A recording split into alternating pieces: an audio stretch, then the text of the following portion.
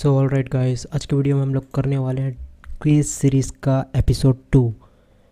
तो आज की वीडियो में हम लोग बनाने वाले हैं एक सीन गेम ऑफ थ्रोन्स का, जिसको बोलते हैं हम लोग castle black. Game of thrones series से मैं काफ़ी ज़्यादा इंस्पायर था, क्योंकि इस सीरीज़ में काफ़ी ज़्यादा वीएफएक्स यूज़ किया गया था। और ये उस टाइम पे वीएफएक्स यूज़ किया गया था जब इंडिया में वीएफएक्स का मतलब भी नहीं पता था लोगों को। मतलब कि उस टाइम के हिसाब से जो वीएफएक्स अप्लाई किया गया था वो काफ़ी ज़्यादा सही था। आज की मूवीज़ में जितने भी हम वीएफएक्स देखते हैं वो इस सीरीज़ के वीएफएक्स के सामने कुछ भी नहीं है, ठीक है। जैसे कि अभी आदिपुरुष आई थी, तो उसके वीएफएक्स तो भाई आप सभी को पता है कैसे थे। तो इस सीरीज़ का एक सेट था जिसको हम लोग बोलते थे कैसल ब्लैक, ठीक है। जहाँ पर सीज़न 4 में लास्ट में जॉन स्नो की लड़ाई होती है, और उस लड़ाई में उसके अपने ही लोगों ने उसे मार दिया रहता है, ठीक है। ये पूरा का पूरा जो सीन था ये एक चारों दिशाओं में बना गया था, मतलब कि चारों तरफ से ये कैसल ब्लैक घिराया हुआ था। तो इसको बनाने के लिए मुझे काफ़ी ज़्यादा रेफरेंस गैदर करने पड़े, और सारे के सारे रेफरेंस को मेरे मतलब एक एक जगह को मेरे को अपने अलग अलग डिज़ाइंस के थ्रू बनाना पड़ा था। लेफ़्ट वाले को मतलब एक पूरा अलग से मेरे को बनाना पड़ा है इस सीरीज़ को बनाने के लिए, ठीक है। तो सीरीज़ को एंजॉय करो पहले, ठीक है। और मैं काफ़ी सारे मतलब चीज़ें हैं जिस सीरीज़ में बताने के लिए, जो मैं आप लोगों को धीरे धीरे करके बताता रहूँगा। इस पूरे सेट को बनाने में मेरे को 10 घंटे लग गए थे, ठीक है। हालांकि ज़्यादा लग गए थे, अगर मैं रेफरेंस और भी ज़्यादा मतलब रेफरेंस और कुछ कुछ रिसर्च को अगर मैं इंक्लूड करूँ तो अप्रॉक्स मुझे 15 आवर्स बोल सकते हो लग गए थे, ठीक है। और मुझे इस सीरीज़ को बार बार फॉरवर्ड बैक करके देखना पड़ा था इस सीरीज़ को बनाने के लिए, क्योंकि मैं नहीं चाहता था कि कुछ भी इस सीरीज़ का छूटे। हालांकि जो सेकेंडरी डिटेल्स हैं मैंने उसको छोड़ दिया था, ठीक है। मेन मैंने इस सीरीज़ में ये ध्यान दिया था कि जो ओवरऑल जो सीन का जो डिज़ाइन है वो मैं इस मॉडल में ला सकूं, ठीक है। तो वीडियो शुरू करते हैं। सबसे पहले मैं स्टार्ट करता हूँ डिफ़ॉल्ट क्यूब से, ठीक है। उसी को बहुत ज़्यादा रोटेशन और स्केल करता हूँ।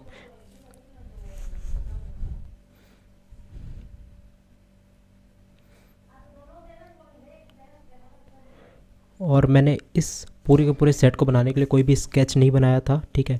मैंने बस रेफरेंस को बार बार देखा, उसके बाद मैंने एक एक करके सेट के जितने भी एलिमेंट्स थे एक एक करके सबको बनाना चालू किया। सबसे पहले मैंने जो फ्रंट वे था, मतलब फ्रंट जो डायरेक्शन थी इस सीरीज़ की, उसको बनाया। ये वाली वीडियो मैं एडिट नहीं करूँगा क्योंकि मेरे पास उतना टाइम नहीं रहता अब, क्योंकि बहुत सारे प्रोजेक्ट्स साइड बाय साइड चलते रहते हैं। तो इस वीडियो में जो भी मतलब 10 आवर्स की वीडियो उसको मैं थोड़ा जितना कम कर सकूँ उतना कम करके आप लोगों के सामने करीब 1 घंटे की ये वीडियो होने वाली है, ठीक है। तो उसमें मैं आपको पूरा एक एक सीन को बना के दिखाऊँगा। और इसको मैंने पूरी की पूरी जो सेट था उसको कोई भी स्केच नहीं किया था, सिर्फ रेफरेंस देखा और उसके बाद एक एक करके बनाना चालू किया था। हालांकि मैं इसमें अभी टेक्सचर नहीं डालूंगा, टेक्सचर के लिए शायद इस सीरीज़ का क्रेज सीरीज़ का 5 या 6 एपिसोड होगा जिसमें इसमें मैं टेक्सचर ऐड करूँगा, अगर ये सीरीज़ आप लोगों को अच्छी लगे तो। अदरवाइज़ कुछ और हम लोग बनाएंगे, जैसे कि मॉन्स्टर वगैरह, ठीक है, आगे आगे आने वाले सीरीज़ पे। तो अगर चैनल पे नए हो तो चैनल को सब्सक्राइब कर लो, क्योंकि इसमें बहुत सारे ऐसे ही CGI के कंटेंट आपको देखने मिलेंगे, ठीक है। और अभी मैं इस जो भी पूरा सेट रहेगा इसमें मैं सेलिंग पॉइंट्स या फिर कंपोजिशन को ध्यान में ना रखते हुए सिर्फ मॉडलिंग पे ही ध्यान दूंगा। रीज़न ये है क्योंकि देखो, कैमरा जहाँ भी हम लगाएंगे इस सीरीज़ में, मतलब पूरे मॉडल में, ठीक है। मान लो एक बार मेरे को इस सीरीज़ या फिर ये सीन का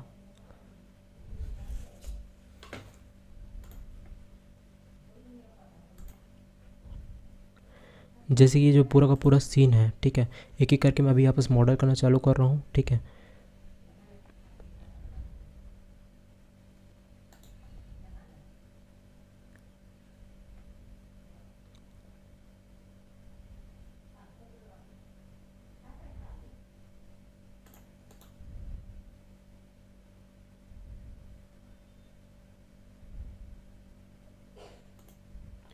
अगर आपको इस वीडियो को एकदम स्लो करके देखना है, मतलब एक एक स्टेप को अगर बारीकी से देखना है, तो आप इस वीडियो की स्पीड को 0.25x कर लो या फिर 0.5x कर लो, ठीक है।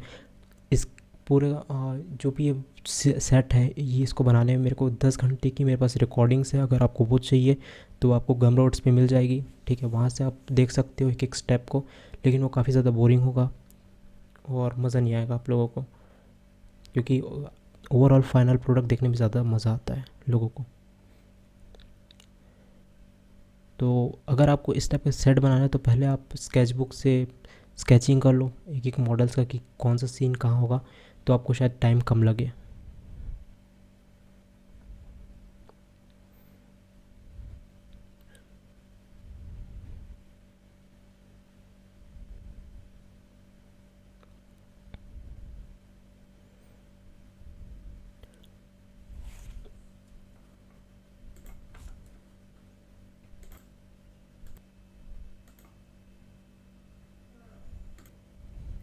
ओके, तो जैसे जैसे हम लोग सीन में आगे बढ़ते जा रहे हैं ये सारी चीज़ें कॉम्प्लेक्स दिख रही होंगी आपको, लेकिन आप लोग टेंशन मत लो, ये बहुत ही ज़्यादा सिंपल सी चीज़ें हैं, ठीक है।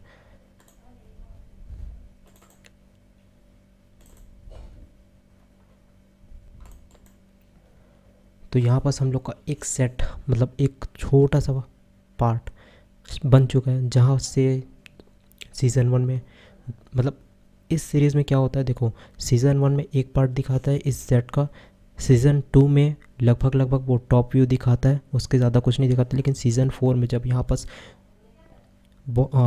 दूसरी सेना के साथ ये लोगों का फाइट होता है, तब पूरा एक कैमरा रहता है जिसको 360 व्यू में ऐसे घुमाया जाता है।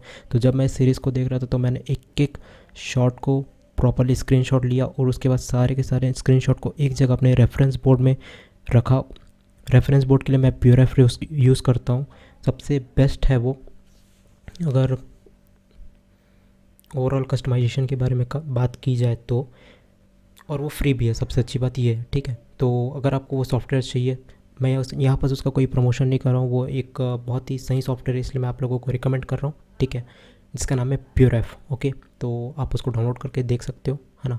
तो मैंने सारे के सारे जितने भी मेरे स्क्रीनशॉट थे मैंने उस पर रखे, उसके बाद मैंने एक रफ स्केच टाइप का अपने माइंड में ड्रॉ किया, उसके बाद मैं एक एक करके सारे पार्ट्स को ऐसे ऐसे बनाना चालू किया। सीढ़ियों को जनरली मैं कॉपी कर रहा हूँ क्योंकि बार बार बनाने में कोई सेंस नहीं बनता, है ना। लास्ट में जब पूरी की पूरी सीढ़ी बन जाएगी उसके बाद मैं उसको जॉइन कर दूंगा। जॉइन करने के बाद जब मैं टेक्सचर अप्लाई करूँगा तो यूवी मैपिंग करने में आसानी होगी, ठीक है। तो ये आपके ऊपर डिपेंड है कि आप कैसे बनाना चाहते हो, ठीक है। इस वीडियो को सिंपल रखना है मेरे को, क्योंकि बहुत सारे न्यू व्यूवर्स देख रहे हैं अभी मेरे चैनल को, ठीक है। तो मैं ज़्यादा इसमें कॉम्प्लिकेटेड चीज़ों को इंट्रोड्यूस नहीं करूँगा, ठीक है। और हाँ, बहुत सारे लोग मेरे से पूछ रहे थे कि मेरा फेवरेट एडॉन्स कौन सा है ब्लेंडर में, तो वो भी मैं आप लोगों को बहुत जल्दी बता दूंगा, ठीक है। नेक्स्ट शायद सीरीज़ 3 या 4 में मैं बता दूंगा, ठीक है। तो उसके लिए ज़्यादा टेंशन मत लो, है ना। और ये वाला सेट अगर किसी को चाहिए तो मुझे इंस्टाग्राम में डीएम कर सकता है, मेरा इंस्टा आईडी यहाँ पर ऊपर नीचे कहीं पास आ रहा होगा, ठीक है। तो मैं उसको दे दूँगा अगर वो इसका कुछ गेम वगैरह बनाना चाहे तो, ठीक है। यूनिटी में अगर इंपोर्ट करे तो, हालांकि यूनिटी में इंपोर्ट करने के ऊपर मुझसे बहुत सारे लोगों ने ये क्वेश्चन किया था कि सर हमको ब्लेंडर में जो भी हम मॉडल बनाते हैं उसको यूनिटी में कैसे इंपोर्ट करते हैं। तो मैं उसके ऊपर भी एक डेडिकेटेड, मतलब सीरीज़ तो नहीं लाऊंगा, सीरीज़ में शायद किसी पार्ट में मैं इसको इंट्रोड्यूस कर दूं, ठीक है। उसके इंजन्स भी काफ़ी ज़्यादा सही हैं, लेकिन मेरे को ब्लेंडर ही ज़्यादा पसंद है क्योंकि मैंने सीखा इसी से था 3D एनिमेशन वगैरह। हालांकि अभी मैं कुछ टाइम से 2D में ज़्यादा इन्वॉल्व हूँ, ठीक है, 2D एनिमेशन में, और काफ़ी ज़्यादा फ्रीलांस प्रोजेक्ट भी उसमें मैं एंगेज था, तो वो काफ़ी ज़्यादा मेरे को सही लगता है। और इस सीरीज़ में जो आगे आप लोग डोर देखोगे उसको मैंने अलग से बनाया हुआ है, ठीक है। तो इस वीडियो में मैं उसको इंक्लूड नहीं कर रहा हूँ क्योंकि वीडियो ऑलरेडी बहुत ज़्यादा लंबी हो जाएगी, ठीक है। और इस मॉडलिंग की जो रेस हो रही है यहाँ पर, उसमें सबसे इम्पोर्टेंट बात या इम्पोर्टेंट चीज़ अगर मैं कहूँ तो वो होगी बैलेंसिंग द सीन। मतलब कि देखो, एक साइड को अगर मैं बना लूँ, दूसरे साइड को भी मतलब देखने में ऐसा ना लगे कि ये क्या बना दिया, मतलब एक साइड थोड़ा बहुत अच्छा लग रहा है, दूसरे साइड एकदम कचड़ा लग रहा है, ठीक है। तो ओवरऑल अगर मैं 4 साइड्स की अगर बात करूँ तो चारों साइड को एक प्रॉपरली सही तरीके से हम लोग को अरेंज करना पड़ेगा ताकि व्यूवर्स को सही लगे ये, ठीक है। कैसल ब्लैक का जो सीन था वो एक मूवी के सेट की तरह था, जिसमें एक साइड में मतलब ऊपर की, और मतलब उसमें काफ़ी ज़्यादा ग्रीन स्क्रीन और वीएफएक्स का यूज़ किया गया था, जिस वजह से। और सीरीज़ में भी अगर देखा जाए तो उसमें जो नीचे का जो पार्ट था वो एक प्रॉपरली रियलिस्टिक वुड, या फिर यूँ कह सकते हैं वो लोगों ने एक सेट की तरह बनाया था, लेकिन ऊपर वो लोगों ने ग्रीन स्क्रीन या ब्लू स्क्रीन का यूज़ किया था और बाद में उसको सीजीआई उस पर ऐड किया था। हालांकि फॉग और स्नो की वजह से वो उतना अच्छा नहीं दिख रहा था, लेकिन इसमें हमको अलग से चीज़ें बनानी पड़ेगी अपने हिसाब से, क्योंकि हो सकता है इसको कोई गेम इंजन के लिए यूज़ करे, या फिर आप नॉर्मली अपने आर्ट स्टेशन या फिर किसी फ्रीलांस प्रोजेक्ट के लिए यूज़ कर सकता है, ठीक है, कॉन्सेप्ट आर्ट बनाने के लिए।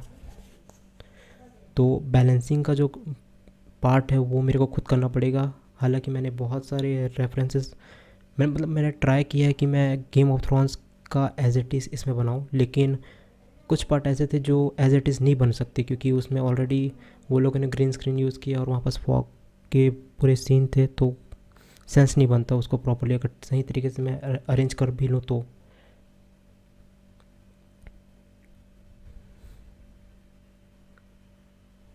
और इस पूरे जो सेट है उसका कोई एक सेलिंग पॉइंट नहीं होगा, क्योंकि जो भी इस सेट में चीज़ें बनेंगी वो अपने आप में ही बहुत ज़्यादा देखने में सुंदर होगी, ठीक है। तो अगर एक मैं सेलिंग पॉइंट डिफाइन, अच्छा हाँ, सेलिंग पॉइंट से मेरा मतलब है कि हर पिक्चर में एक ऐसा सेंटर ऑफ अट्रैक्शन होता है जिसको व्यूवर सबसे पहले देखता है, उसको हम लोग सेलिंग पॉइंट बोलते हैं। आप कोई से भी आर्ट देखो उसमें एक सेंटर पॉइंट होगा, बाकी सब चीज़ों को बैलेंस कर रहा रहता है। सेलिंग पॉइंट को अगर और आसान भाषा में बोलूँ तो वो पॉइंट होता है जिसको व्यूवर सबसे पहले देखता है आपके आर्ट में, ठीक है। तो ये जो 3D मॉडल है इसमें क्या है, मतलब एक एक तो ये भी है कि फील्ड ऑफ व्यू क्या होगा। फील्ड ऑफ व्यू आपको नहीं पता तो मैं आगे बता दूंगा क्या होगा जब इसका चारों डायरेक्शन का सेट बनेगा तो, ठीक है।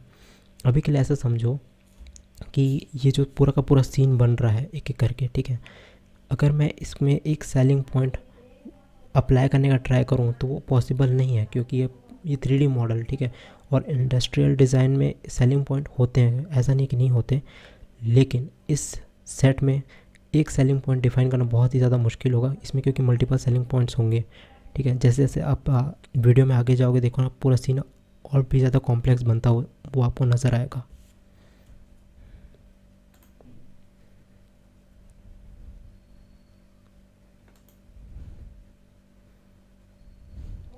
यहाँ पर मैंने ट्राई किया था कि मैं उसको सीरीज़ में जो लिफ्ट रहता है जिससे जॉन स्नो लोग ऊपर जाते हैं चढ़ के, वो यहाँ पर बनाने का ट्राई करूँ, लेकिन वो ऑलरेडी बहुत ही हैवी CGI था, ठीक है। अगर मैं इसको यहाँ पर से इंट्रोड्यूस करूँ तो मेरा जो नीचे का जो कैसल ब्लैक है वो काफ़ी ज़्यादा छोटा लगेगा, और इसके पीछे मेरे को माउंटेन भी ऐड करना पड़ेगा। अगर मैं इस सीरीज मतलब अगर मैं इस सीन में माउंटेन ऐड करता हूँ तो सीन काफ़ी ज़्यादा हैवी हो जाएगा।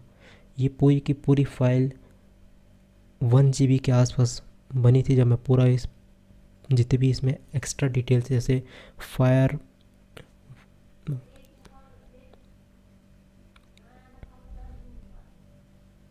जैसे कि वो आग जलाने की चीज़ें इसमें ऐड किया था, फिर उसके बाद डोर्स ऐड किया था, तो उसके बाद ये काफ़ी ज़्यादा करीब करीब 1 GB का बन गया था।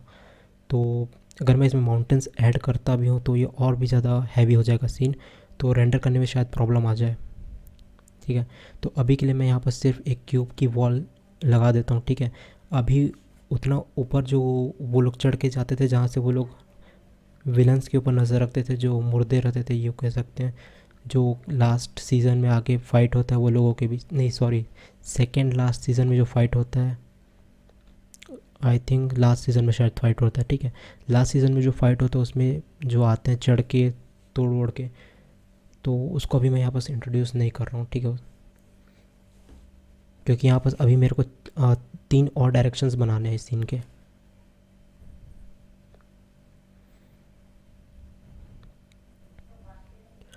और ये वाला जो सीरीज़ है इसमें सिर्फ हम लोग मॉडलिंग पार्ट को कवर करेंगे, इसमें बैकग्राउंड्स वगैरह ऐड नहीं करेंगे, ठीक है। जिससे आप अगर आप ये मॉडल अपने किसी भी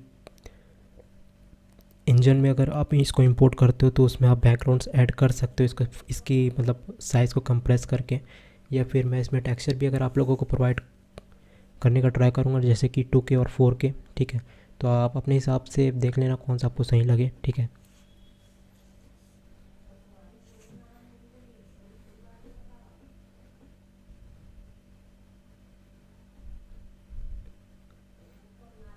अब मैं यहाँ पर हमने हमारे सीन का जो सेकेंड पार्ट था उसको बनाना स्टार्ट करता हूँ।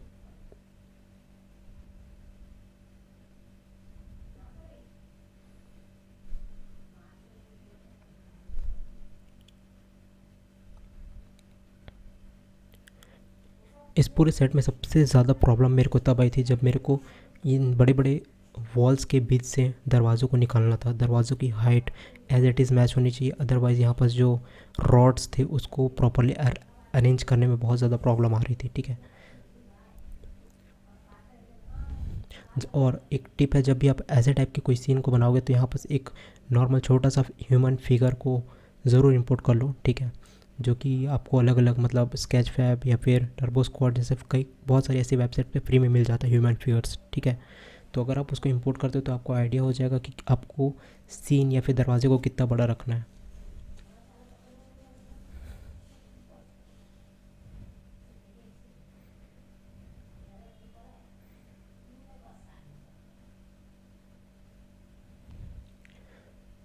ये पूरे सेट में मैंने जितने भी एसेट थे वो खुद बनाए थे, कहीं से कुछ ऐसा इंपोर्ट नहीं किया था सिवाय ह्यूमन फिगर्स के, क्योंकि मेरे को बस आइडिया के लिए चाहिए था कि मेरे को कितना बड़ा रखना है सीन को, और ऐसा ना हो कि ये बहुत ही ज़्यादा मतलब एक मॉन्स्टर टाइप का जगह बन जाए। ठीक है, मतलब इसको ऐसा दिखाना है कि यहाँ पर इंसान रहते हैं और अपनी दिनचर्या यहीं पर गुजारते हैं वो लोग। ठीक है,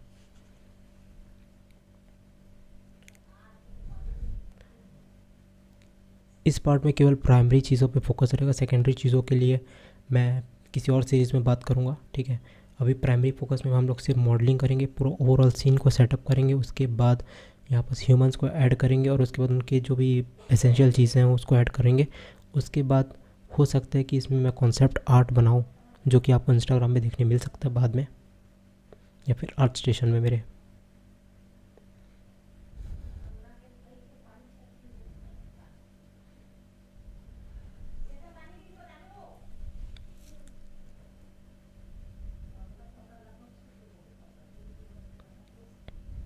अब यहाँ पास मैं इसका इस सीरीज़ का जो तीसरा पार्ट है वो बनाना स्टार्ट करता हूँ। सेकेंड पार्ट को मैं एक साथ एक ग्रुप में अलाइन करके उसको हाइड कर दिया हूँ। ठीक है,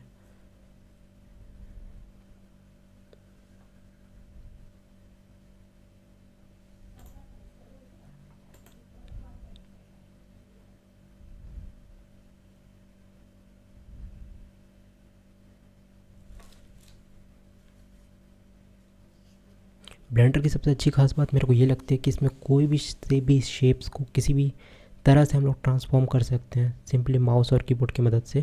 हालांकि जो पाइथन की जो प्रोग्रामिंग है उसमें भी हम लोग कर सकते हैं, लेकिन वो काफ़ी ज़्यादा कॉम्प्लिकेटेड हो जाता है, और आजकल ज्योमेट्री नोड्स तो भाई एक अलग ही लेवल पे चल रहे हैं ब्लेंडर पे। ठीक है, मुझे ये बताओ आप लोगों ने क्या क्या बनाया कमेंट सेक्शन में ज्योमेट्री नोड का यूज़ करके।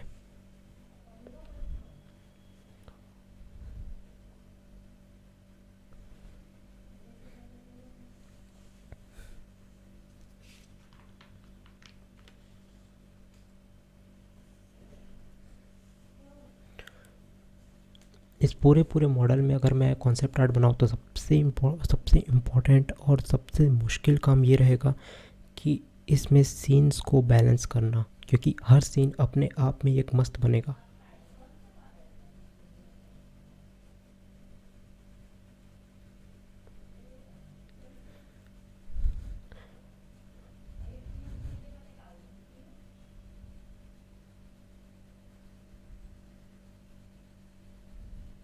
और अब यहाँ पास मैं थर्ड जो हमारा रो है उसके डोर्स को बनाऊंगा।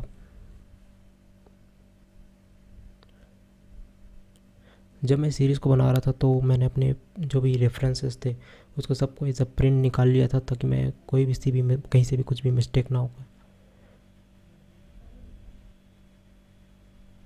और अब मैं यहाँ पर अपना जो पुराना मॉडल था रोप का उसको यहाँ पर इंपोर्ट कर लेता हूँ और उसको यहाँ पर लगा लेता हूँ सिंपली।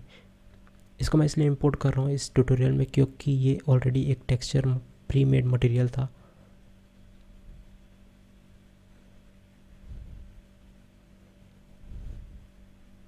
जिसको बस मैं ऐसा आइडिया के लिए लगा रहा था। ठीक है, ज़्यादा कोई कॉम्प्लिकेटेड चीज़ नहीं है ये जो आप देख रहे हो।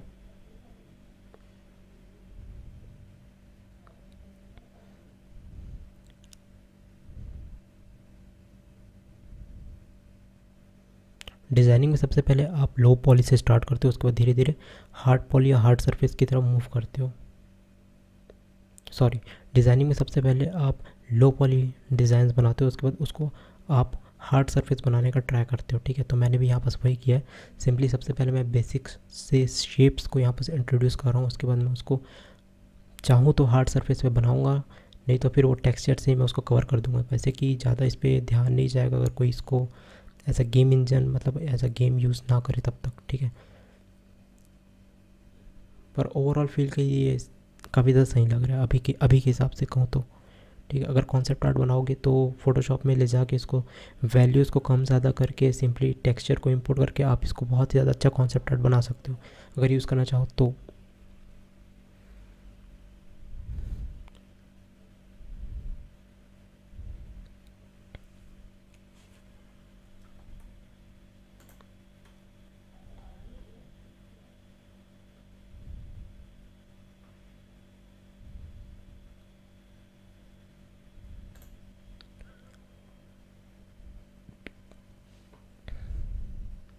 मैं यहाँ पर से काम करता हूँ, इसको पोल्स में चेंज कर देता हूँ तो शायद ये सही लगेगा। आप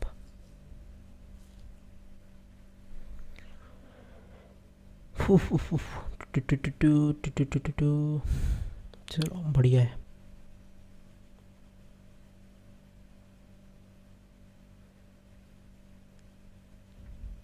ये देखने में भी काफ़ी ज़्यादा अलग लग रहा हो कि वो सीन अलग जगह पे स्टैंड कर रही है, ये सीन अलग जगह पे स्टैंड कर रहा है, लेकिन आप टेंशन मतलब दोनों को मैं एक कॉमन ग्राउंड के साथ मैच करा दूंगा।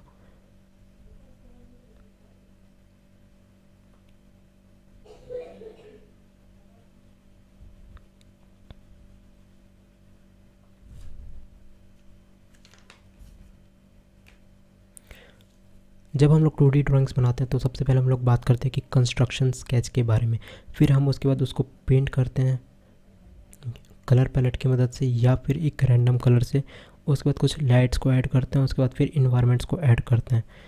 इस केस में हम लोग के पास स्केच ऑलरेडी बना हुआ है रेफरेंसेस को गैदर करके, तो हम यहाँ पर सिर्फ एक मॉडल बनाएंगे। 2D और 3D में डिफरेंसेस होते हैं, लेकिन कुछ जो की कॉन्सेप्ट्स हैं वो काफ़ी ज़्यादा सेम रहते हैं।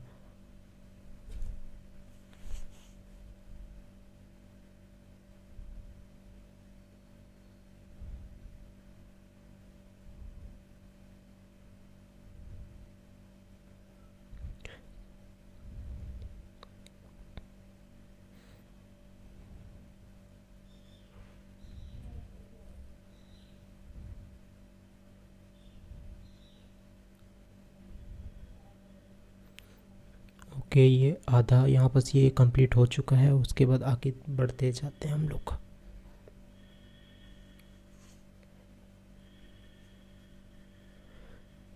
जैसे 3D मॉडल बनता है हमारा कोई सा भी, उसके बाद हमारा नेक्स्ट काम आता है उस चीज़ों में टेक्सचर्स को ऐड करना। अगर मैं यहीं बस टेक्सचर्स को ऐड करने लगा तो ये काफ़ी ज़्यादा कॉम्प्लिकेटेड हो जाएगा, लेकिन अभी मैं यहाँ पास नहीं करूँ, वो मैं कर सकता हूँ, लेकिन चीज़ें और भी ज़्यादा कॉम्प्लिकेटेड हो जाएंगी कि आप एक एक करके टेक्सचर पे जाओ, फिर उसके बाद उसको यूवी अनरैप करो। इससे बेटर है कि आप सबसे पहले अपना बेस मॉडल तैयार कर लो, फिर आप ये डिसाइड करो कि इसको हाई पॉली पे लेके जाना है कि लो पॉली पे लेके जाना है। लो पॉली पे लेके जाना है तो दिखने में कैसा होना चाहिए, आपके रेफरेंस या फिर आप जो सोच रहे हो वैसा बन रहा है कि नहीं। अगर आप फ्रीलांस कर रहे हो किसी गेम्स के लिए या फिर किसी अपने म्यूज़िक वीडियोस के लिए जो आप सीन बनाओगे, तो आपको ये ध्यान देना होगा कि क्लाइंट्स को क्या चाहिए क्या नहीं चाहिए।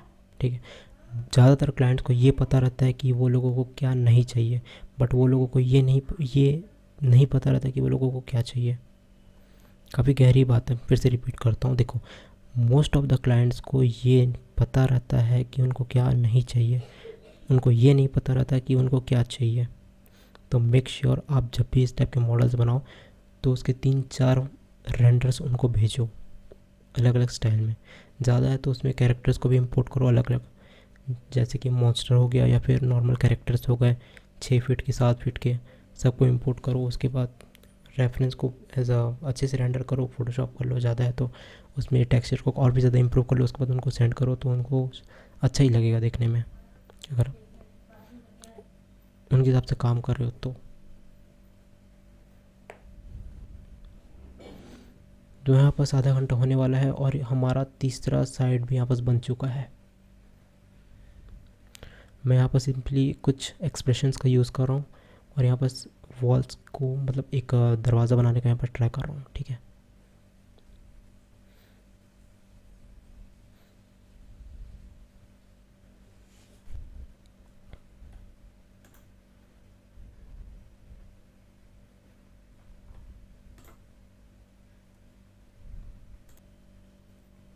ओके। तो जब भी हम लोग फोकल पॉइंट्स के बारे में बात करते हैं तो फोकल पॉइंट का मतलब ये होता है कि वे एक सेंटर ऑफ अट्रैक्शन रहे हैं।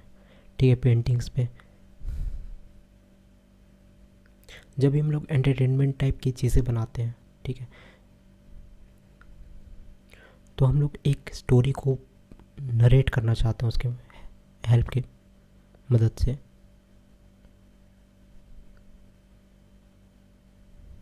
जब भी हम लोग एंटरटेनमेंट टाइप की चीज़ें बनाते हैं तो हम लोग एक स्टोरी को टेल करने की ट्राई करते हैं। ठीक है, इंडस्ट्री में। ठीक है, बट एंड रिजल्ट जो होता है वो एक आर्टवर्क नहीं होता, वो एक पूरी पूरी स्टोरी होती है। जैसे कि हम लोग यहाँ पास बना रहे हैं, इंडस्ट्री में एक मेमो रहता है। ठीक है, जिसके हिसाब से आपको प्रॉपरली गाइडलाइंस मिली रहती है कि इस टाइप की चीज़ें होनी चाहिए, इस टाइप की चीज़ें नहीं होनी चाहिए। उसके हिसाब से आपको एंटरटेनमेंट चीज़ें बनानी पड़ती है। लाइक चीज़ में हाई कॉन्ट्रास्ट होना चाहिए या फिर लो कॉन्ट्रास्ट होना चाहिए, इसमें क्या चाहिए क्या नहीं चाहिए, वो सारी चीज़ें उसके हिसाब से आप लोग काम करते हो।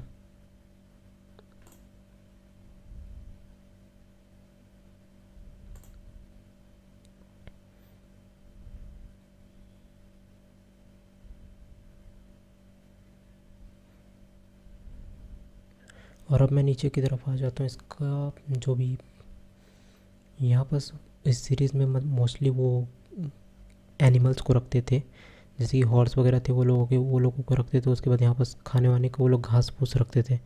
ठीक है, तो यहाँ पर हम लोग उस टाइप की चीज़ें बना लेते साइड में थोड़ा सा।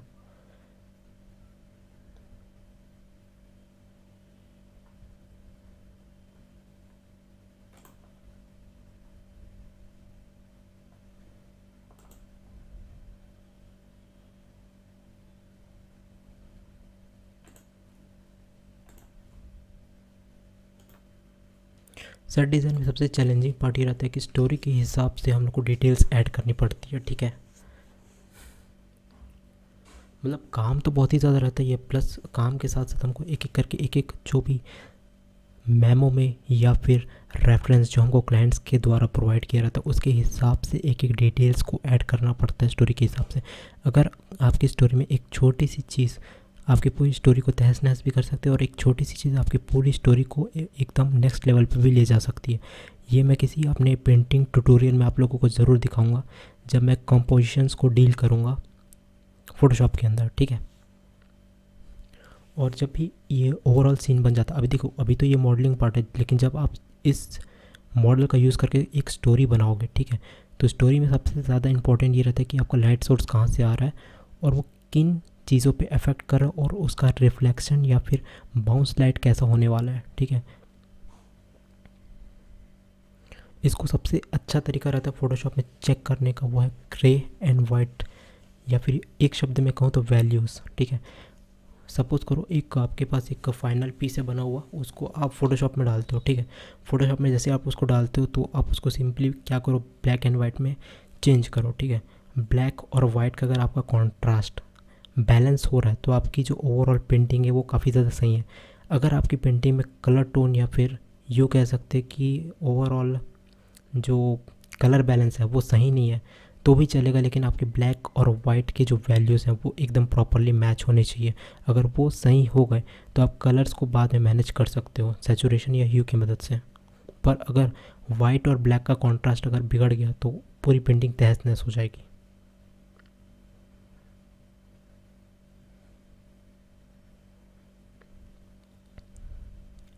इस पेंटिंग का अभी मैंने फाइनल जो रेंडर लुक होगा वो अभी सोचा नहीं, मैं अभी बस मॉडलिंग पे ध्यान देता हूँ। ठीक है,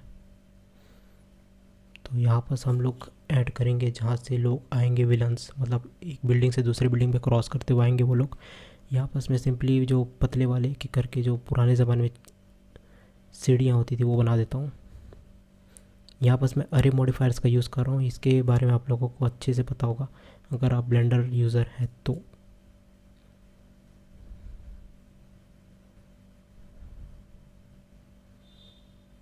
यहाँ पर मैं पुरानी टेक्निक का यूज़ करूँगा दरवाज़ा बनाने के लिए। ये बन गया हमारा दरवाज़ा।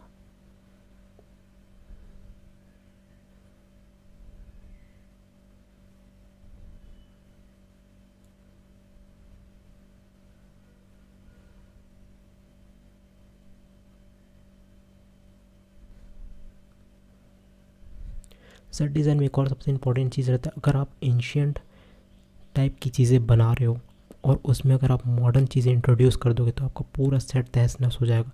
व्यूअर की आई अगर आपके सेलिंग पॉइंट से हटी और इन चीज़ों पे अगर फोकस किया तो पूरा का पूरा सीन तहस नहस हो जाएगा। इसलिए आपको, अगर आप एंशियंट की चीज़ें बना रहे हो तो आपको एंशियंट की चीज़ें ही अपने सीन में रखनी होगी, उसके अलावा और कुछ भी नहीं। इसके लिए सबसे अच्छा तरीका होता है आपकी अपनी खुद की एक लाइब्रेरी होनी चाहिए जिसमें आप काफ़ी सारे अलग अलग रेफरेंसेस को अरेंज करके रखते हो। मैं अपनी लाइब्रेरी किसी दिन आप लोगों को दिखाऊंगा जिसमें मैं क्या बोलते हैं, विलेज के अलग अलग बहुत सारे फ़ोटोग्राफ्स रखता हूँ। मैं फ़ोटोग्राफ्स खुद खींचता हूँ और जनरली अगर मेरा कोई बेस्ट फ्रेंड है या फिर दोस्त है तो मैं उससे ले लेता हूँ अगर वो किसी अच्छी जगह पे घूमने गया तो। ऐसा इसलिए क्योंकि देखो, इंटरनेट में अगर आप किसी और के रेफरेंसेस को यूज़ करोगे तो हो सकता है आपको बाद में कॉपीराइट क्लेम आ जाए या फिर कुछ भी आ जाए, ठीक है। इसलिए अगर आप खुद की चीज़ें यूज़ करते हो तो वो ज़्यादा सही रहता है और आपको पता रहता है कि मैं इसको कहाँ यूज़ कर सकता हूँ। मतलब आपके दिमाग में रहता है कि अगर आपने कुछ चीज़ आज रखी अपने पास तो अगर आप फ्यूचर में कोई एक कॉम्प्लेक्स चीज़ बना रहे हो तो आपको याद आ जाएगा कि हाँ, इस टाइप की चीज़ों पे ये सही रहेगा और ये मैंने इस जगह पे शूट किया था या फिर क्लिक किया था। तो काफ़ी ज़्यादा हेल्प करता है ओवरऑल चीज़ों को, ठीक है। सबसे अच्छा तरीका रहता है कि आप अगर एंशियंट टाइप की चीज़ें बना रहे हो तो आप म्यूज़ियम में चले जाओ घूमने या फिर गांव चले जाओ, वहाँ आपको काफ़ी सारी चीज़ें देखने मिल जाएंगी अलग अलग। मोस्टली मैं एक बार म्यूज़ियम गया था, वहाँ पास काफ़ी सारे कुल्हाड़ी और आर्चरी और पुराने ज़माने के लोगों के कपड़े, इस टाइप की चीज़ें देखने मिली थी। तो मैं हालांकि म्यूज़ियम में ऐसा मतलब अलाउ नहीं था फ़ोटोज़ खींचना, लेकिन मैं चुपचाप वहाँ पर धीरे धीरे करके फ़ोटो खींच लिया था और अपने पास ले आया था। हालांकि वो मेरे पास अभी रखा हुआ है रेफरेंस लाइब्रेरी पे। मैं कभी कुछ मॉडल बनाऊंगा तो आप लोगों को ज़रूर दिखाऊंगा उस चीज़ टाइप की चीज़ें आने वाली सीरीज़ पे। तो यहाँ पर हम लोग का एक पार्ट कंप्लीट हो चुका है पूरा सीन का।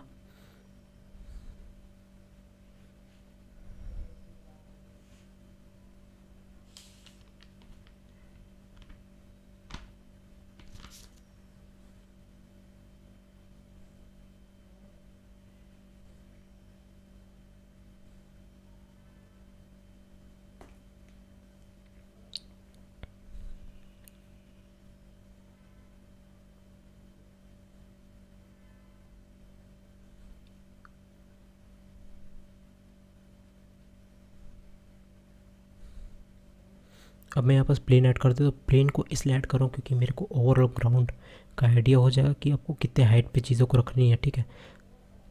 तो यहाँ पास मेरा जो दूसरा सीन था उसको मैं यहाँ पास इंपोर्ट कर ले रहा हूँ। दोनों को ऐसे अरेंज कर लेता हूँ कि ऐसा लगे कि दोनों एक ही जगह पे लोकेटेड है। हालांकि दोनों को मैंने अलग अलग बनाया था और इस वीडियो पे मैंने पूरी वीडियो को 1 सेकंड के लिए कंपाइल कर दिया था। अब देखो, हमारा जो 2 व्यू है वो बन चुका है। अब हम यहाँ पास बनाएंगे चौथा व्यू अपना, ठीक है। हालांकि जब मैं इसको बना रहा था तब जो मेरे रेफरेंसेस थे उसमें यहाँ पास कोई भी चीज़ को ऐसे, मतलब ये 3 साइड को जोड़ के एक जगह बनाने का कोई ऐसा आइडिया नहीं था, मतलब प्लान नहीं था, ठीक है।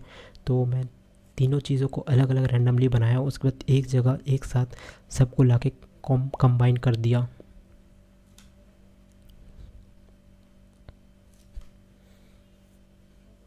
और प्लेन के हिसाब से मैं यहाँ पास चीज़ों को अरेंज कर ले रहा हूँ। उसके बाद लास्ट में यहाँ पास मैं बाउंड्री बना दूंगा इसके, जिससे ऐसा लगेगा कि ये सब के सब चीज़ें एक जगह पे ही लोकेटेड हैं। हो सकता है ये फाइल जब आप यूज़ कर रहे होगे तो ये आपको बहुत ही ज़्यादा बड़ी लगे, पर इसको छोटा करने का भी एक तरीका है, मैं आपको वो बताऊंगा बाद में।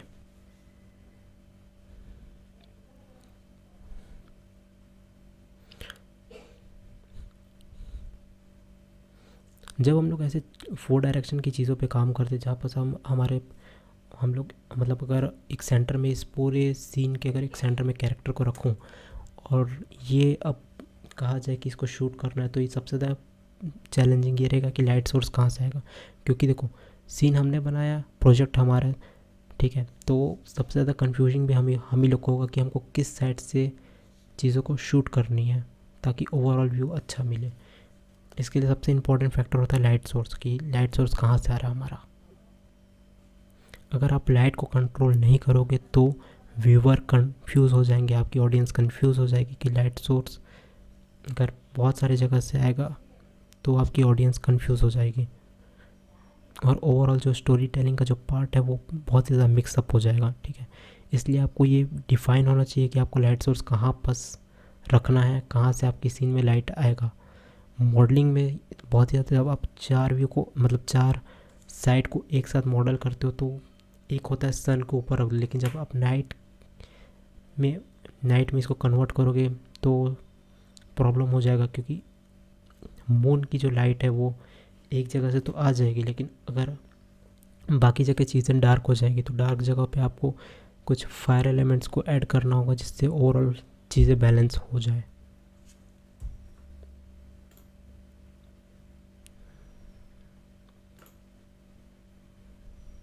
और अब मैं यहाँ पर हमारा जो चौथा साइड है उसको बनाने का स्टार्ट करता हूँ।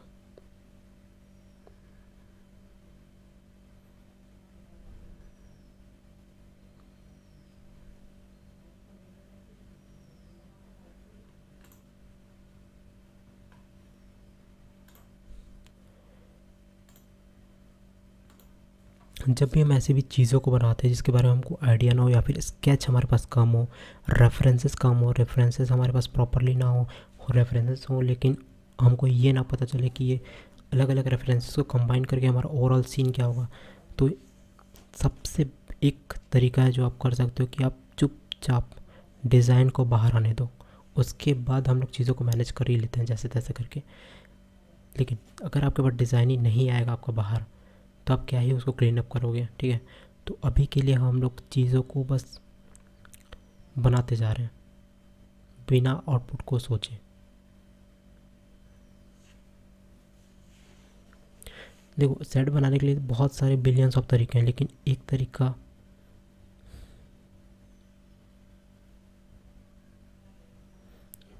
जिसमें आप परफेक्ट हो वही आपको यूज़ करना चाहिए अगर आपके पास डेडलाइन हो तो।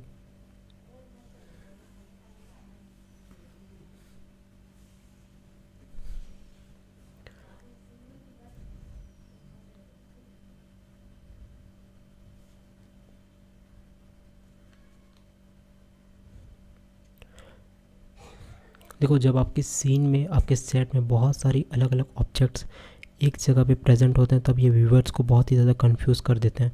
इसको बैलेंस करने का सबसे अच्छा तरीका रहता है लाइट सोर्स, जो कि मैंने पहले ही कहा था। लाइट सोर्स को आप ऐसी ऐसी जगह पे सेट करो जिससे व्यूवर्स ना चाहते हुए उन चीज़ों के ऊपर ध्यान दे जिसको आप दिखाना चाहते हो।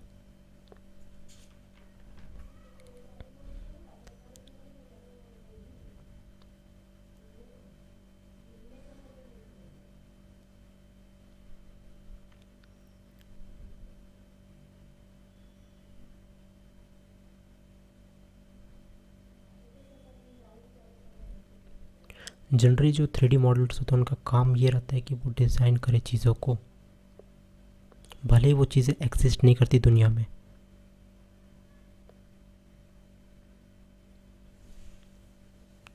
जो चीज़ें एग्जिस्ट नहीं करी दुनिया में उनसे ही उसको अपना बेस्ट पार्ट निकालना पड़ेगा, तभी वो इंडस्ट्री में सर्वाइव कर पाएगा, अदरवाइज नो।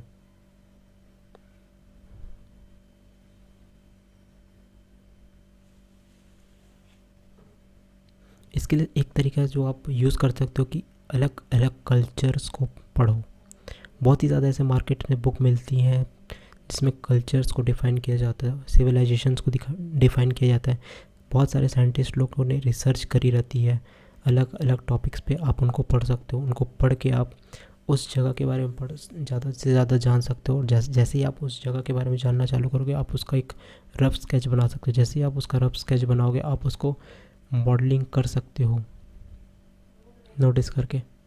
लेकिन अगर आप स्केच बना रहे हो तो ट्राई करो कि आप 1/3 व्यू में उस स्केच को बनाओ। उससे क्या होगा कि आपको एक आइडिया रहेगा कि आपको बनाना क्या, और आप कंफ्यूज कम होगे और आपके पास एक क्लियर ब्लूप्रिंट रहेगा कि हाँ मेरे को यही बनाना है अब ऐसे।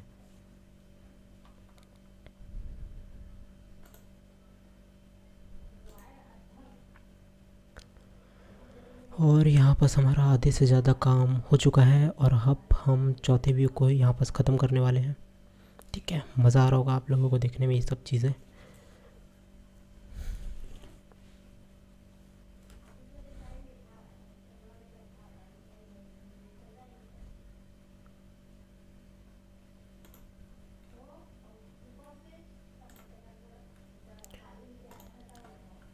सेट डिज़ाइन एक बहुत ही ज़्यादा मज़ेदार चीज़ है मॉडलर के लिए।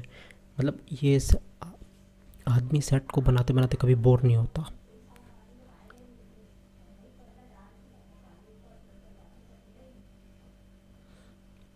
हम यहाँ पास मैं थोड़ा सा टेक्सचर ऐड करके देख लेता हूँ कि ये लग कैसे रहा ओवरऑल। ठीक है, ये काफ़ी ज़्यादा मज़ेदार है। ठीक है, और castle black generally black colour करते तो मैं यहाँ पास ब्लैक कलर का टेक्सचर ऑलरेडी ढूंढ के रखा हूँ इंटरनेट से। मैं यहाँ पर सिंपली उसको लगा लेता हूँ और यहाँ पास थोड़ी सी ज्योमेट्री को मैं फिक्स कर लेता हूँ इसकी। ठीक है,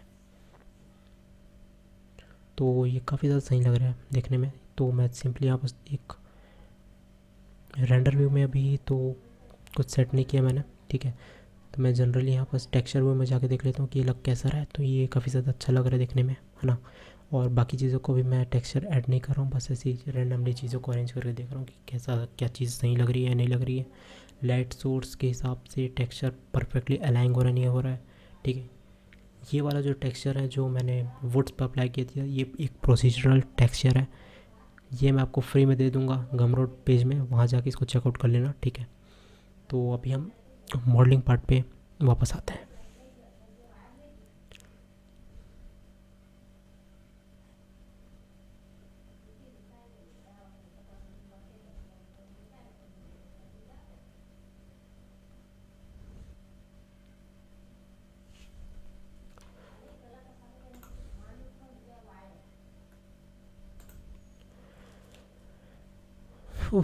ऑलरेडी यहाँ पास 40 मिनट से ज़्यादा हो चुका है इस वीडियो को बनाते हुए, और लगभग लगभग हमारा सीन आधे से ज़्यादा बन चुका है यहाँ पास। मतलब अभी तक हम लोग ओवरऑल सीन को सेटअप कर चुके हैं, बस अब सेकेंडरी डिटेल्स यहाँ पास ऐड करनी है। सेकेंडरी डिटेल्स का मतलब यहाँ पास कुछ भी नहीं है। ठीक है, सॉरी, सेकेंडरी डिटेल्स मुझे नहीं बोलना चाहिए, प्राइमरी डिटेल्स ही। सेकेंडरी तब होगी जब इसमें हम लोग कैरेक्टर ऐड करेंगे, कैरेक्टर से जुड़ी चीज़ें ऐड करेंगे। ठीक है, तब हम लोग यहाँ पास उन सेकेंडरी चीज़ों को ऐड करेंगे। हालांकि अभी हम लोग का प्राइमरी चीज़ ही नहीं बना तो सेकेंडरी चीज़ कहाँ से ऐड करेंगे, है ना।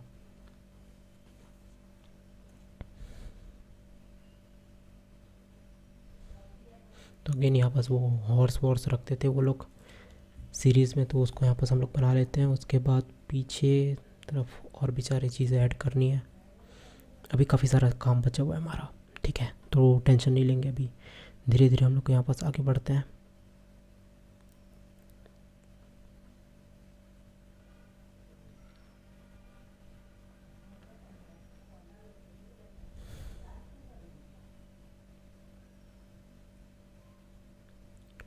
ये वाला जो तरीका है ये जनरली मैं IGA टाइप के गेम में देखा था, तो वो काफ़ी ज़्यादा मेरे को अच्छा लगता था। जब मैं छोटा था तो इस टाइप के गेम्स खेलता था।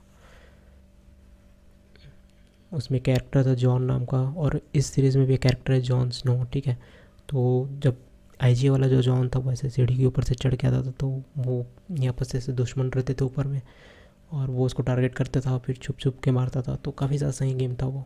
ठीक है, आज मैं कभी कभी खेलता हूँ उस गेम को।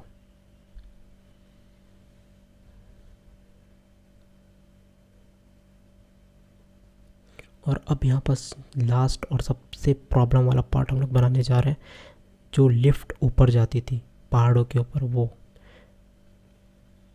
उस चीज़ का मैं अगेन यहाँ पास फिर से कहूँगा कि प्रॉपर रेफरेंस अभी भी नहीं है मेरे पास, और ना ही मैंने सीरीज़ को बार बार उस जगह को बैक करके फॉरवर्ड बैक करके देखा, पर उसमें कुछ भी मेरे को नहीं मिला कि वहाँ पास को कैसे बनाया जाए। ठीक है, तो यहाँ पास मैं सिंपली एक वॉल लगा के इसको फिक्स करने का ट्राई करता हूँ, है ना। और लेकिन ओवरऑल अभी कैसल ब्लैक का जो सीन था वो हमको मिल चुका है यहाँ पास, ठीक है। तो यहाँ पास मैं ट्राई करता हूँ कि इसको एक घर टाइप का यहाँ पास बना दूँ, ठीक है, जहाँ से वो ऊपर में चढ़ के वो लोग एक दूसरे को देखते रहते थे, जहाँ पास उनके बेंच रहते थे, ठीक है। इस सीरीज़ का मैं ट्राई करूँगा कि जो सेट रहता है जिसमें एक्टर्स डायलॉग बाजी करते हैं उसको भी यहाँ पास कभी बनाऊँ आने वाले सीरीज़ पे। तो इस सीरीज़ में जो भी आपको ब्रेक डाउन सही लगे वो मेरे को सजेस्ट करो कि आप सर इसको बनाओ, है ना। तो मैं उसको बनाने का ट्राई करूँगा, इंक्लूडिंग अगर मैं कैरेक्टर के साथ उस जगह को बना सकूँ तो आप लोग बताना कौन सा सीन रहेगा वो, ठीक है। चलो आगे बढ़ते हैं वीडियो पे।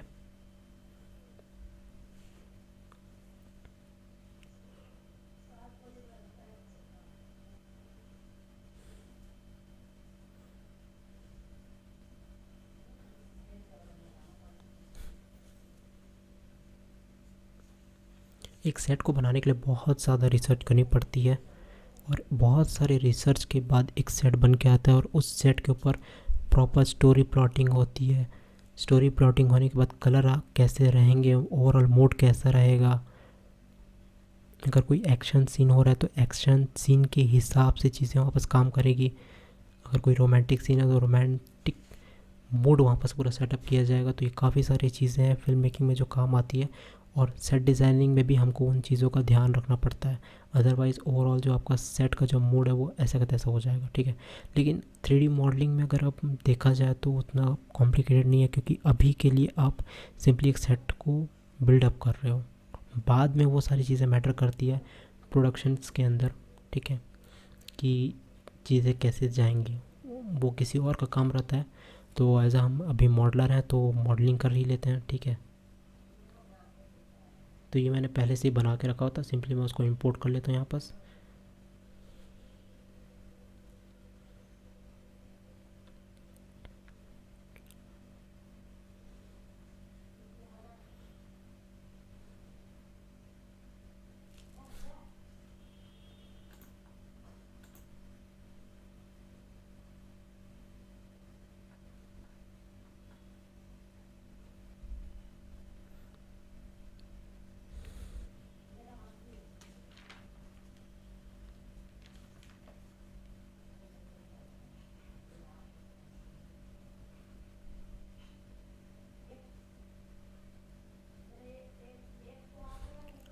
अगर आप स्केचिंग कर रहे हो, ठीक है, किसी सेट को बनाना है या फिर किसी कैरेक्टर्स को बनाना है तो ट्राई करो कि उसका 1/3 व्यू में आप बनाओ या फिर 3D स्केचिंग बोल सकते हैं उसको। क्योंकि देखो, जब भी आप कोई भी कैरेक्टर बनाते हो, 2D कैरेक्टर बनाते हो, अगर वो फ्लैट रहेगा तो वो मॉडलर्स के लिए काफ़ी ज़्यादा डिफ़िकल्ट होगा कि इसका एक इस ये मतलब ये दूसरे पर्सपेक्टिव में कैसा दिखेगा। और अगर मॉडलर अगर अपनी थिंकिंग के हिसाब से उसको बनाना चालू कर दे तो हो सकता है बाद में चीज़ें कॉम्प्लिकेटेड हो जाए आपके लिए और 3D मॉडलर के लिए, ठीक है। तो ट्राई करो कि अगर आप स्केच कर रहे हो तो उसको 3D स्केच में बनाओ, क्योंकि वो 3D मॉडलर के बहुत ही ज़्यादा हेल्पफुल रहता है। क्योंकि अगर आप 2D स्केच बनाते हो, मतलब अगर मैं स्केचिंग के पर्सपेक्टिव से बात करूँ, अगर आप मान लो किसी चीज़ का 2D स्केच बनाते हो, ठीक है, और वो आप किसी कंपनी के लिए बनाते हो, तो अगर वो कंपनी उसको अप्रूव कर देती है, अप्रूव करने के बाद अब उसको देना है 3D मॉडलर को, ठीक है। तो 3D मॉडलर को जब आप दोगे तो फिर से आप उसका 1/3 व्यू या फिर 3D व्यू बना के दोगे, तो आपको एक हिसाब से डबल काम करना पड़ेगा सेम अमाउंट ऑफ मनी में। तो इस बात का कोई सेंस नहीं बनता। तो इससे अच्छा है कि आप पहले उसको 3D स्केच में बना के दे दो। सेलेक्ट करना होगा तो अच्छी बात है, नहीं होगा तो फिर एक ही बार आपको काम करना पड़ेगा, ऐसे में आपको 2 बार काम करना पड़ेगा। क्योंकि हर स्टूडेंट जो होता है उसको डिज़ाइन के प्रति अपनी अलग अप्रोच रहती है। डिज़ाइन एक भाषा है, यूँ कह सकते हैं एक लैंग्वेज है, और इस लैंग्वेज को, जैसे हिंदी लैंग्वेज को ही हम लोग बहुत अलग अलग तरीके से बोल सकते हैं, ठीक है। एक ही सेंटेंस को कई अलग 3 से 4 मतलब होता है, सेम डिज़ाइन में भी वही होता है। एक डिज़ाइन अगर आप मतलब एक प्रॉम्प्ट अगर आप किसी को दो, ठीक है, तो वो एक डिज़ाइन बनाएगा, दूसरे किसी को तो कोई तो वो सेम डिज़ाइन को अपने अलग स्टाइल में बनाएगा। तो डिज़ाइन के प्रॉम्प्ट तो सेम है, लेकिन डिज़ाइन जो ओवरऑल आउटपुट आपको मिल रहा है वो पक्का आपको डिफरेंट मिलेगा। तो डिज़ाइन एक लैंग्वेज है जिसको हर कोई अपने स्टाइल में बोलता है या फिर अपने स्टाइल में नरेट करता है।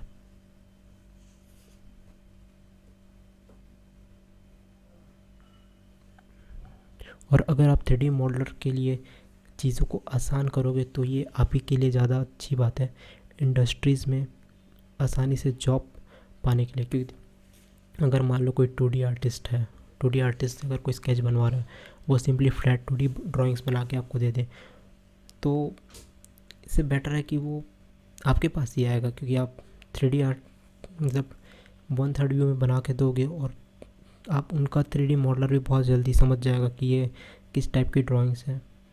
तो ये काफ़ी ज़्यादा अच्छी बात है आपको इंडस्ट्री में सर्वाइव करने के लिए।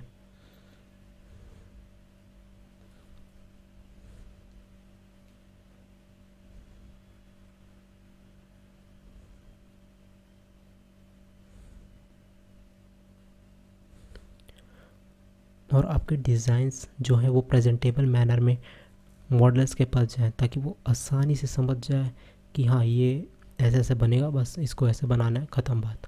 लेकिन वहीं अगर आप 2D फ्लैट ड्राइंग्स देते हो, 2D फ्लैट ड्राइंग्स और इंडस्ट्री डिज़ाइन या फिर 3D डिज़ाइन या फिर यूँ कह लो आसान भाषा में 1/3 डिज़ाइंस, इनमें फ़र्क क्या होता है ये मैं किसी और वीडियो में आप लोगों को एक्सप्लेन करूँगा, क्योंकि ये वीडियो ऑलरेडी बहुत ज़्यादा लंबी हो गई है।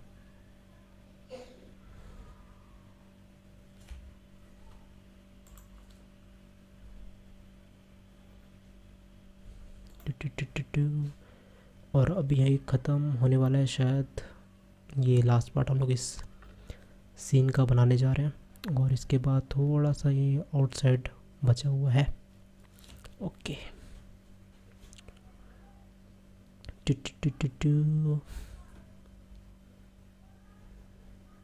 और अब मैं यहाँ पर इसकी बाउंड्रीज बना लूँगा ताकि ये एक प्रोफेशनलिज्म इसमें आ जाए। ठीक है, ऐसा नहीं लगना चाहिए कि ये एक खुली जगह पे ऐसे ही बना दिया रैंडमली, है ना। काफ़ी सारे गेम्स में ये बना हुआ रहता था, जैसे IGI,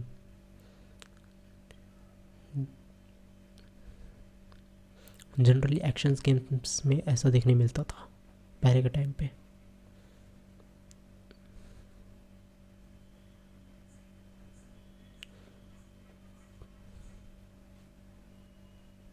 अब मैं यहाँ पर सिंपली चीज़ों को कॉपी करके दोबारा डुप्लिकेट करके इधर उधर अरेंज करूँगा ताकि ओवरऑल सीन कंप्लीट हो जाए। बार बार एक ही चीज़ को मॉडल करने का कोई सेंस नहीं बनता है, क्योंकि हमको चीज़ों को सिंपल रखना है और प्रेजेंटेबल रखना है, ताकि हमारा जो भी इस गेम को खेले या फिर हम लोग सिंपली इसको कॉन्सेप्ट अपने आर्ट में भी यूज़ करें तो व्यूअर कंफ्यूज ना हो चीज़ों को देख के। उसके लिए चीज़ें एकदम सिंपल रहें कि हाँ इस टाइप की ज्योमेट्री ही है पूरे के पूरे सीन में या गेम में, यूँ कह सकते हैं।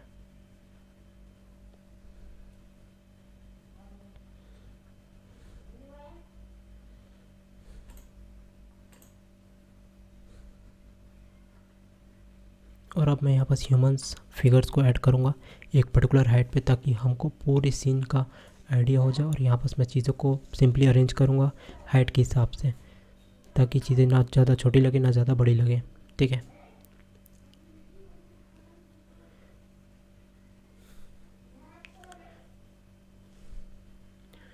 और ये प्रोसेस मैं हर जगह रिपीट करूँगा जहाँ जहाँ मुझे साइज़ का थोड़ा चेंज करना हो। मतलब सिंपली जहाँ भी मुझे ऐसा लग रहा है कि साइज, मतलब जहाँ भी मुझे ऐसा लग रहा है कि इस जगह का जो ओवरऑल स्ट्रक्चर वो ज़्यादा बड़ा बन गया है, इस जगह का स्ट्रक्चर ज़्यादा थोड़ा छोटा सा है, तो ह्यूमन फिगर्स को ऐड करके वो मैनेज करना या फिर उसको इमेजिन करना बहुत ही ज़्यादा आसान हो जाता है। सिंपली मैं इस ह्यूमन फिगर को कॉपी करके अलग अलग जगह पे प्लेस करूँगा। देखो जैसे ये जो ओवरऑल हाउस का स्ट्रक्चर ये काफ़ी ज़्यादा बड़ा बन गया, तो इसको छोटा करना पड़ेगा थोड़ा सा साइज़ को।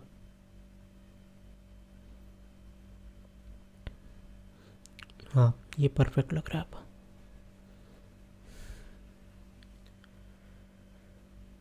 हाँ ध्यान रहे कि आप ह्यूमंस जब भी इस टाइप की चीज़ों को बनाओ तो आप ह्यूमंस के साइज़ के साथ कोई भी छेड़खानी ना करो, नहीं तो फिर पता चले कि नीचे का जो ह्यूमन फिगर है वो उसका साइज़ अलग है, ऊपर वाले का साइज़ अलग है, जिससे ओवरऑल ज्योमेट्री काफ़ी ज़्यादा कॉम्प्लिकेटेड हो जाएगा।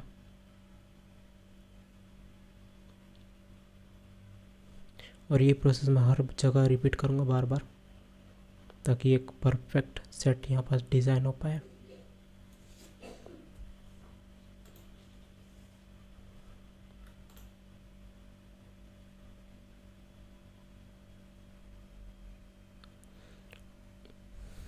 और अब मैं यहाँ पर एक डोर ऐड करने वाला हूँ। डोर का एक वीडियो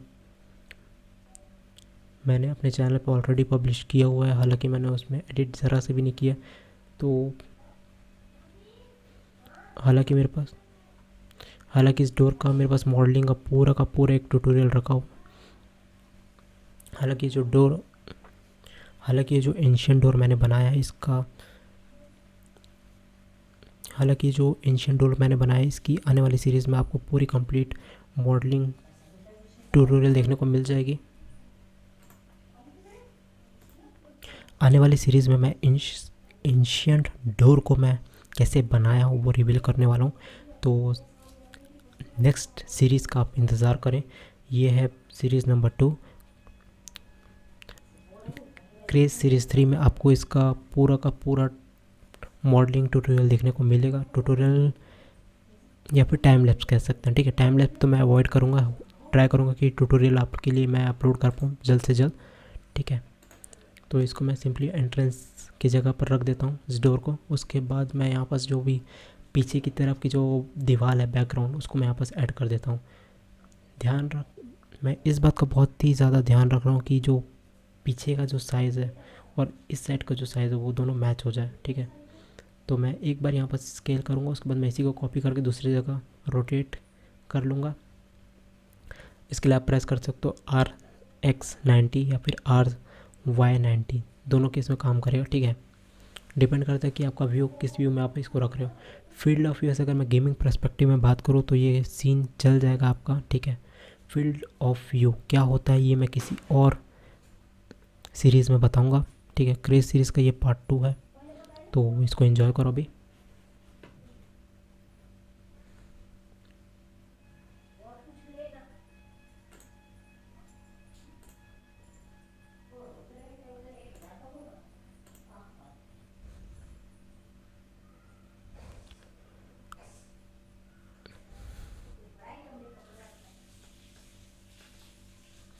यहाँ पर मैं सिंपली अब नीचे की तरफ इसको बैलेंस करने का ट्राई करता हूँ, ठीक है। अब यहाँ पर सारे के सारे सेट जो बन चुके हैं, अब सिंपली जो खेल हो रहा है वो बैलेंसिंग का हो रहा है, ठीक है। ऐसा नहीं लगना चाहिए कि ये जगह अनरियलिस्टिक लग रहा है, ये जगह रियलिस्टिक लग रहा है थोड़ा सा सेट के हिसाब से, ठीक है। तो अभी मैं वही चीज़ों को बैलेंस करने का ट्राई कर रहा हूँ। फास्ट फॉरवर्ड यहाँ पर थोड़ी चीज़ें फास्ट हो रही हैं, स्लो कर सकते हो वीडियो को चाहो तो, ठीक है।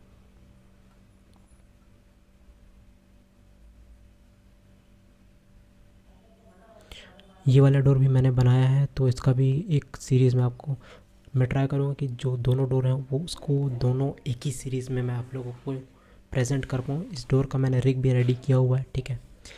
रिग कैसे मैंने इसको रेडी किया है, ये बहुत ही ज़्यादा सिंपल सा रिग है, ज़्यादा कोई कॉम्प्लिकेटेड ट्रिक नहीं है, ठीक है। बोन्स को एक साथ अलाइन कर दिया और उसके ऊपर एक कंट्रोलर लगा दिया। जैसे ही कंट्रोलर मूव करेगा डोर ओपन होगा, डोर क्लोज होगा, ठीक है।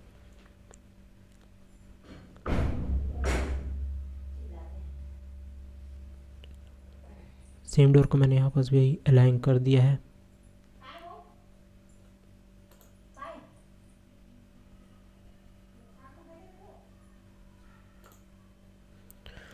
और अब यहाँ पर ये ओवरऑल सीन बन चुका है, तो ये काफ़ी ज़्यादा सही लग रहा है।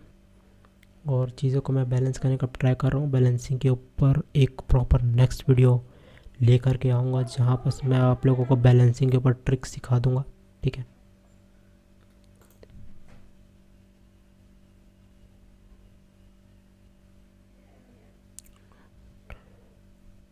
ओके, तो यहाँ पर हमारा पूरा जो सीन है वो ओवरऑल रेडी हो चुका है।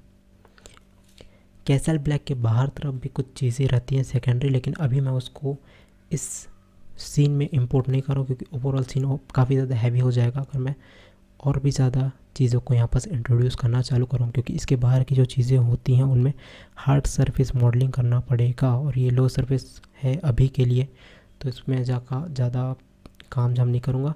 और यहाँ पर मैं सिंपलीफायर के जो एसेट्स हैं उनको यहाँ पर इंट्रोड्यूस कर दे रहा हूँ, जो इस सीरीज़ में आपको देखने मिले होंगे अलग अलग जगह पे, जहाँ पर लोग इस फायर वाली चीज़ों पे लकड़ी डाल के या कोयला डाल के आग जलाते हैं। ठीक है, इसके ऊपर मैंने मॉडलिंग की अलग से ट्यूटोरियल बना चुकी है। अगर आपको ये मॉडल्स चाहिए तो ये आपको टर्बोस्कॉड या फिर स्केचफैब जैसी वेबसाइट्स पे मिल जाएगा। ठीक है, इसका लिंक मैं डिस्क्रिप्शन में डाल दूँगा।